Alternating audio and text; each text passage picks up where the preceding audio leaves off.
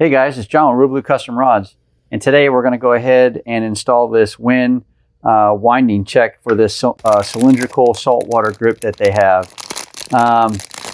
Couple of things. I mean, a winding check is a winding check, right? Pretty easy for installation. The great thing about it, it's made out of EVA foam, very dense material. It's got a pretty small initial hole for your rod blank. And so there's a couple things I thought that you would want to know if you ever choose to go to this type of grip by Winn with these types of winding checks. So the first thing you want to know is you just go ahead, slide it on, and then see what kind of fit you get. And basically you can see here that the winding check comes down to here, but I need to go all the way down here.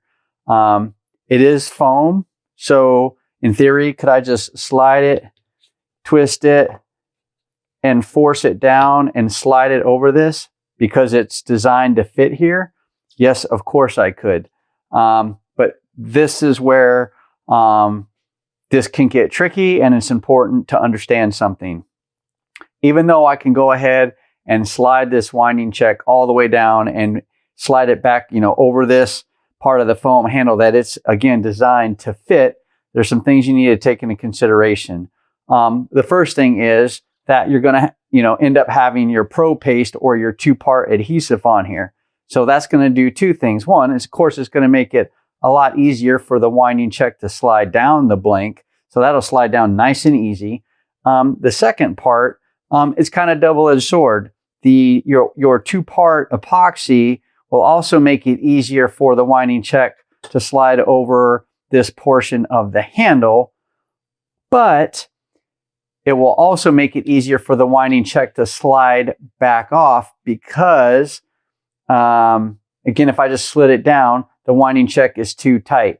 What that means is if I don't remount the winding check and I slide it all the way down, it's going to create basically a little bit of overpressure, and with the epoxy inside of that, it's going to continue to want to push off the winding check because it will ultimately end up trapping some air in there. There's no place for that air to escape, so it will continuously try to force your winding check off, creating a gap between the winding check and this portion right here of your handle. So what I like to do is I like to go in and ream this out a little bit. So let me go ahead and do that for you. Okay, so I've reamed that out a little bit. Now, as you can see, I just slide this winding check down. It slides a lot smoother than it did earlier and goes basically right on there for a nice, clean, tight fit. So the second thing I want to do is I'm going to want to go ahead and apply my two-part paste epoxy.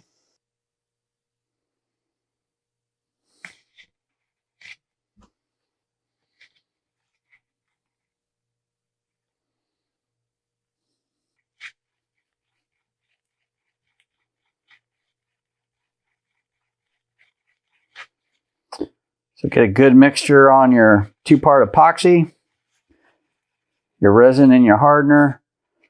Again, I like to use Pro Paste. I got that nice and mixed up. The first thing I want to do is I'm going to go ahead and I'm going to apply a little bit on the inside portion, right in here on the inside portion of this winding check.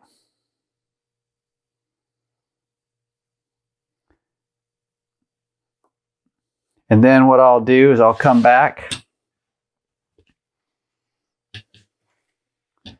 and then I will apply some right there to the part of the handle that's going to receive the winding check.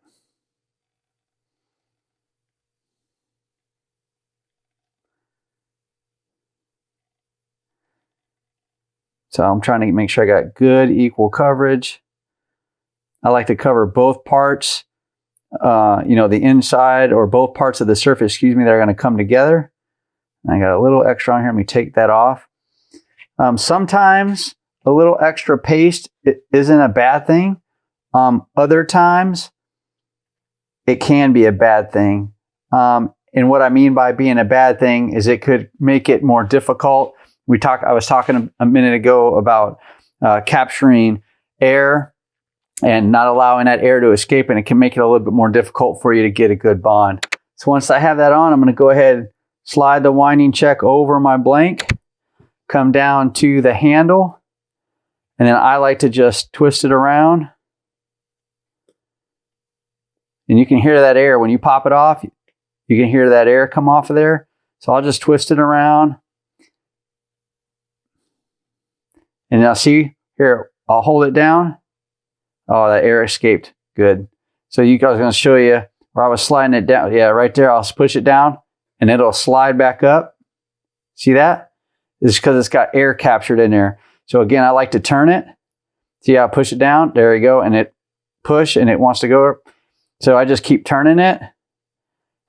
And then I'll slide it out, get rid of the air, and then turn it until I notice it won't go up again or separate.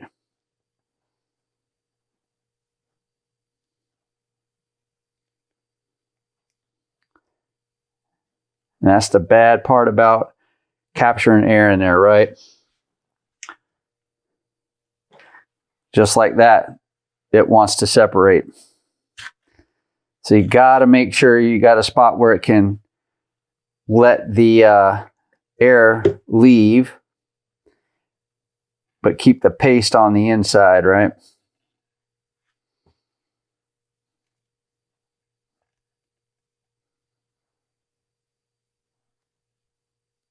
And I think that is it right there. Come back here. No, it was.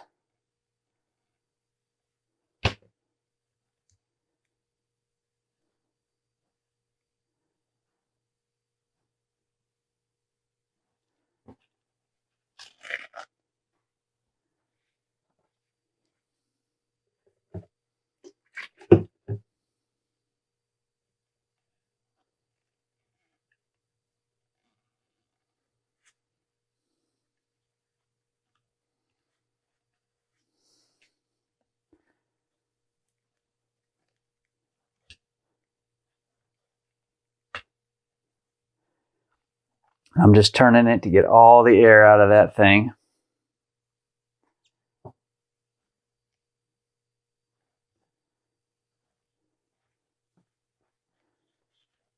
Actually, let me come up here to the top.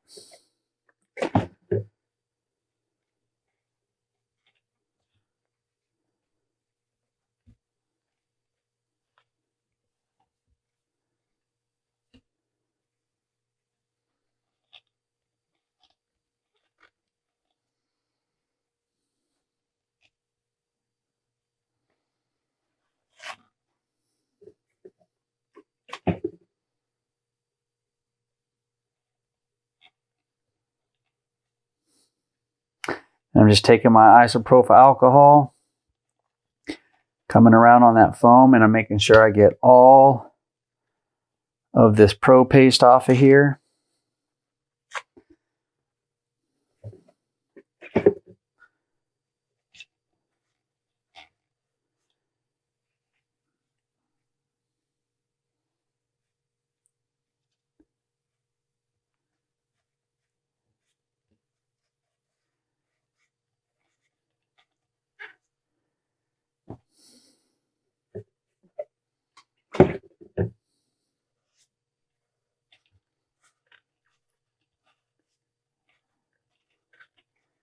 Again, just taking isopropyl alcohol, coming around, cleaning up my blank, cleaning up every spot where that paste came out.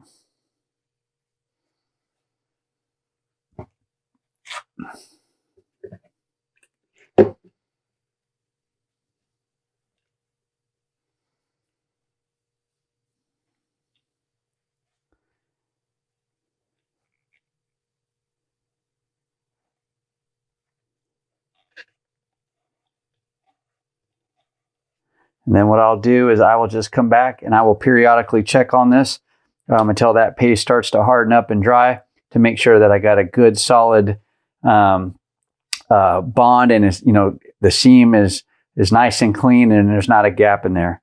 So I hope this helps. Again, this is how to install the Winn cylindrical winding check for their saltwater grips. Let me know what you think down in the comments block. Go ahead and hit the like button. And if you're new to ReelBlue Custom Rods, please go ahead and hit the subscribe button, turn on notifications. I release videos every Monday at 4 p.m. Pacific Standard Time and on Thursdays at midnight. Make sure you watch this next video here. And until next time, take care, guys.